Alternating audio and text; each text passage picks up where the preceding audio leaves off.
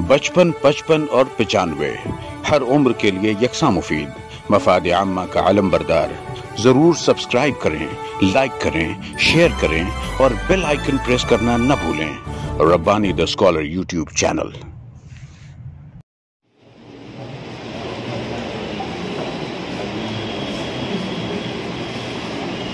अफसाने का उन्वान है रमजान पैकेज। अफसाना निगार का नाम रुखसाना नाज़दीन।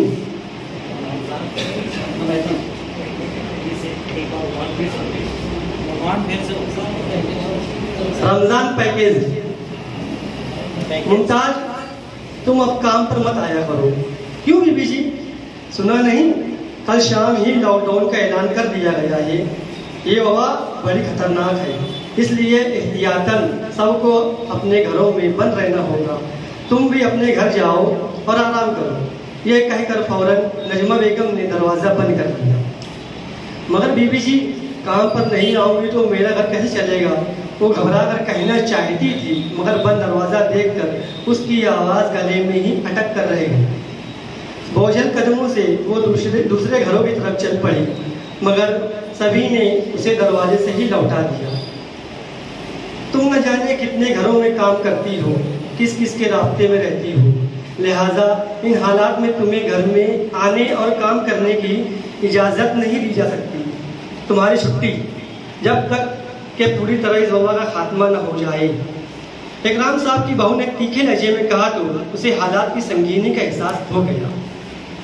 कभी अपने हाथों से एक गिलास न धोने वाली बहू बेगम उसे गैर मुअय्यना मुद्दत की छुट्टी दे रही थी। सभी घरों में यही भांत भांत की बोलियाँ थी। 10 मिनट की ताख़ीर पर आसमान सर पर उठाने वाली खवातीन उसे काम पर आने से मना कर रही थी। किसी घर में काम ही ना किया तो कुछ बचा कुचा खाना भी ना मिला। वो मायूस खाली हाथ घर लौटने लगी। अब क्या होगा, कैसे गुजारा होगा? गहरी सोच में डूबी हुई घर में दाखिल हुई तो अनवर नींद से बेदार हो चुका था। उसे देखकर चौंक गया। अरे, इतनी जल्दी कैसे चली आई? छुट्टी मिल गई है। वबा के डर से अब कोई भी काम नहीं करवाना चाहता। किसी ने घर के अंदर आने ना दिया, जैसे मैं कोई अछूत हूँ। मेरे छूने से कहीं उनको कोरोना ना हो जाए। उसके लहजे में तंज भी था, तलखी भी और मायूसी भी। अनवर एक गहरी सांस लेकर बीड़ी सुलगाने लगा। चल अब चाय तो पिला दे, मेरा काम भी बंद और तेरा काम भी बंद। भूखे मरेंगे सब के सब। अनवर यौमिया मजदूरी करता था। दिन भर की मेहनत के बाद जो उजरत मिलती आधी शराब की नजर हो जाती और बची कुची मुमताज के हाथ पर धर देता। जिस दिन काम न मिलता उससे रुपए मांगने लगता और ना देने पर मारपीट पर उतर आता और जबरदस्ती छीन लेता। मुमताज 3-4 घरों में काम करती, झाड़ू पोछा, कपड़े, बर्तन धोती, बचा कुचा खाना भी मिल जाता, जिससे उसका उन सब का पेट भर जाता। तनख्वाह से कमरे का किराया अदा हो जाता। मुफलिसी के साए गहरे थे। किसी तरह जिंदगी गुजर रही थी कि यकायक ये आफत टूट पड़ी। सब लोग घरों में महसूर हो गए, एक दूसरे से कतराने लगे। सारे काम काज ठप हो चुके थे, मगर भूख को तो कोई छुट्टी न मिली थी। वो तो बराबर लग रही थी और बेचैन किए जा रही थी। अनवर से छुपा कर और पेट काट कर जो रुपए बचा रखे थे वो इस वक्त काम आ गए। किसी तरह 1-2 हफ्ते तक गुजारा हो गया। हर दिन वो नई उम्मीद के साथ बेदार होती कि शायद आज लॉकडाउन हटा लेने का ऐलान हो जाए, मगर वो तो शैतान की आंख की तरह तवील ही होता जा रहा था।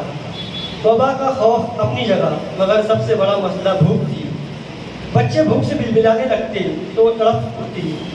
अनवर तो सदा का बेहिस था। वो तो हाथ पाँव मारने से रहा। उसे कुछ बैठे बिठाए चाहिए था। उसे सब कुछ बैठे बिठाए चाहिए था।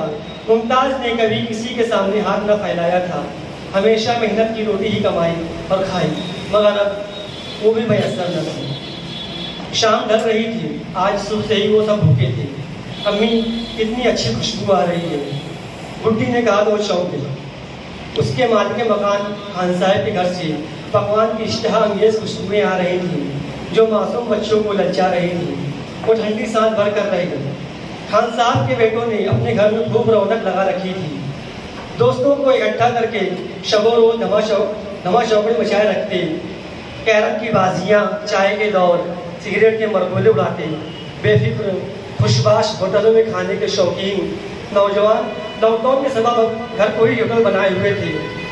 रोज नित नए पकवान हुआ करते, बिरयानी की महक इन सब की भूख और भी बढ़ा देती।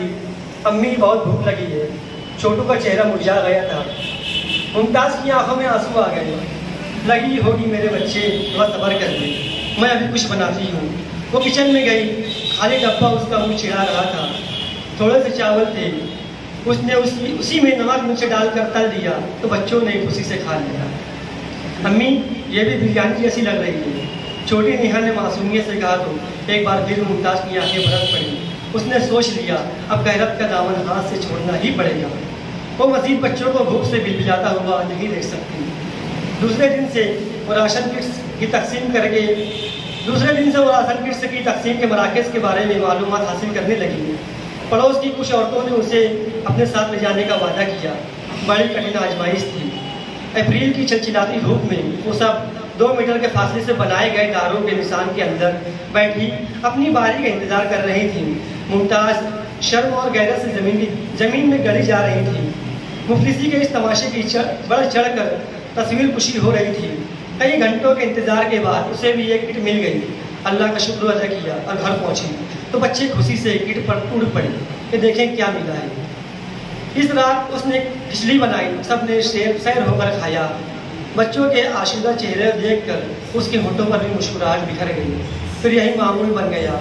2-4 दिन बाद किसी तंजीम की तरफ से राशन की तकसीम की जाती, जो अपना नाम लिखवाकर कतार में खड़ी होकर ले आती या कोई घर तक पहुंचा दिया करता। दिन भर वो भूख मिटाने की तब वो दो में लगी रहती। इन बेगुहर आदात में उसे तब खुशगवार एहसास होता जब हमेशा लड़ाई झगड़े और मारपीट पर आमादा अनवर उससे नर्म लहजे में बात करता। उसे हंसता मुस्कुराता बच्चों के साथ खेलता देखकर उसके रगों पे में इत्मीनान की लहर दौड़ जाती।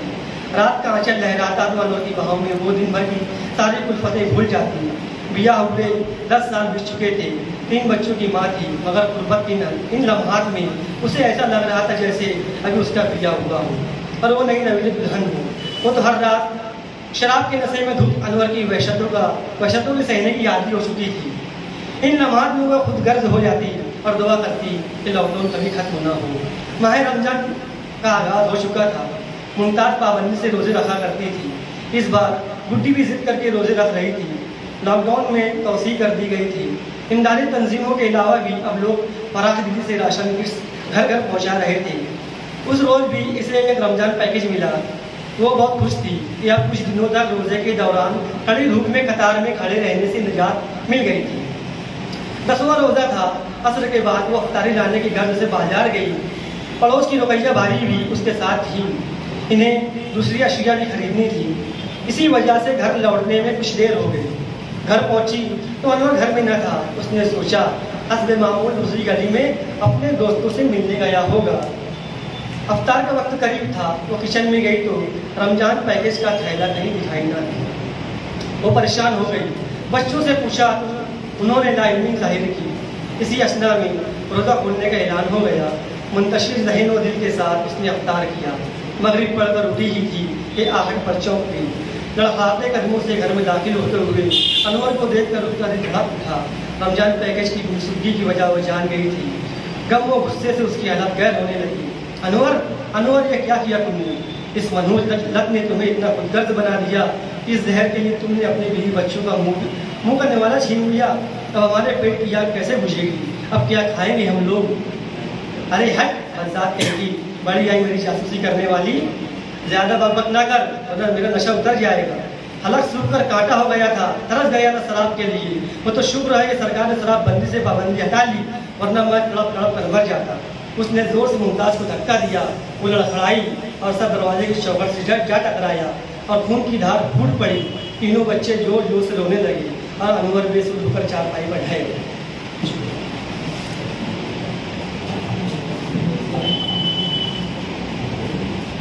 अब्दुर्रहमान अख्तर साहब रुखसाना नाज़मीन साहबा का अफसाना पेश कर रहे थे।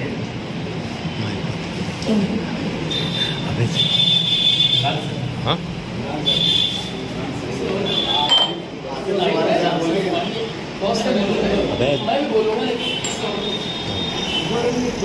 आसिफ सुबहानी साहब, डॉक्टर इब्न आदम साहब और हमारे शहर के बेहतरीन अफसाने निगार सादिक असद साहब भी यहाँ तशरीफ रखते हैं।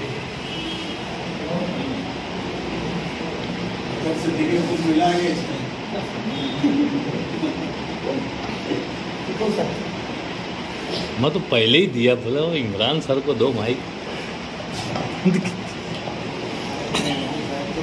इस अफसाने में मुझे कुछ तहदारियत नज़र आई, कुछ जज्बात निगारी का काफ़ी खूबसूरत इम्तिजाज एक जगह देखने के लिए मिला कि वो चाहती कि उसकी रातें, खलवत की रातें इसी तरह से गुजरती रहें। तो मतलब वो यहाँ इसे कहते हैं कि कुछ नहीं कहकर बहुत कुछ बयान कर देना, कि 10 साल से ठीक है उसके जो जैसे भी हालात थे, शौहर चूँकि नशा करता था, शराब पीता था, उसका घर जैसे तैसे चल रहा था, वो उसको झेल जाती थी, लेकिन उसको जो असल आसूदगी थी वो उसको वहाँ पे मुयस्सर थी। तो ये अब उसकी तफसील में अगर वो अफसाना निगार जाती, वो ऐसा होता था, वो खड़े होकर बताओ मत, इस तरीके से आप ऐसे पंचेस आप वहाँ पे डालो, कारी अफसाने का कारी ज़हीन होता है, वो वहाँ पे पहुँच जाएगा। तो ये अफसाना मौजू के लिहाज से एक ठीक ठाक अफसाना था और एक ख़ास पस मंज़र में ये अफसाना लिखा गया। लॉकडाउन के बाद हम लोग जिस तरीके से पूरी दुनिया जो रमज़ान महीने को, रमज़ान महीने के जिस पीरियड का उसमें तस्करा किया गया था, तो अफसाने में कई चीज़ें, गैरत का मामला, ये बाकायदा अफसाना तसलसल के साथ चलता है, कहानी जो है तो मरहलावार आगे बढ़ती है। इख्तिताम लोग समझ जाते हैं कि ऐसा होने वाले हैं, लेकिन इन पहले के 2 अफसानों की बनिस्बत ये अफसाना कदर मुझे ठीक ठाक महसूस हुआ, उसमें कुछ थोड़ा सा परत को खोलने की कोशिश की गई, अच्छा लगा। अंजुमन के लोगों से गुजारिश है कि जब बुलंद खानी करें तो आप उसको कई बार जो का जो रमज़ान पैकेज और भी कई चीज़ें, वो एरर्स है उसका बैरकैफ आप एक अच्छे अफसाना निगार है, बहुत अच्छा लिखते भी है, बहुत अच्छा बोलते भी है, लेकिन जब हमारा प्रेजेंटेशन का मामला और वो भी यूट्यूब पर ये आलमी अफसाना ये जो लिखा हुआ, तो हमारे जो है तो तकाजे बढ़ जाते हैं। तो आप ख़ास तैयारी से आएँ और यहाँ पे बुलंद खानी अच्छे ढंग से करने की कोशिश करें, ये ऐसा मुझ नाचीज़ का ये मशवरा है। रुखसाना नाज़नीन साहिबा वाकई अच्छा लिखती हैं, मैंने उनके कई अफसाने पढ़े हैं, उनके अफसानों से भी न सिर्फ मेरा बल्कि कई मुबस्सिरीन का ये कहना होता है कि ये डाइजेस्टिव जो अदब होता है वैसी ही कहानियाँ रहती है, लेकिन ठीक है, एक कंट्रीब्यूशन ऐसी भी कहानियों का होता है और होना भी चाहिए। हम लोग हमेशा बहुत अच्छा ही खाते रहेंगे तो दूसरी तरफ दूसरे जो अनौ अक़साम का खाने होता है। 55, 55 और 95 हर उम्र के लिए यकसा मुफीद, मफाद आम्मा का आलम बरदार। ज़रूर सब्सक्राइब करें, लाइक करें, शेयर करें और बेल आइकन प्रेस करना न भूलें। Rabbani the scholar YouTube channel. Rabbani the scholar YouTube channel इल्मी, अदबी, दीनी, मिली, समाजी, सकाफ़ती, तहजीबी, फ़लाही, तिब्बी, फ़न्नी, माशी, तिजारती, माशरती, इंतज़ामी, इनकलाबी, तहरीकी, तहक़ीक़ी, तकनीकी, तफ्तीशी, तामीरी, तालीमी व मालूमाती यूट्यूब चैनल। ज़रूर सब्सक्राइब करें, लाइक करें, शेयर करें और बेल आइकन प्रेस करें। Rabbani the scholar YouTube channel.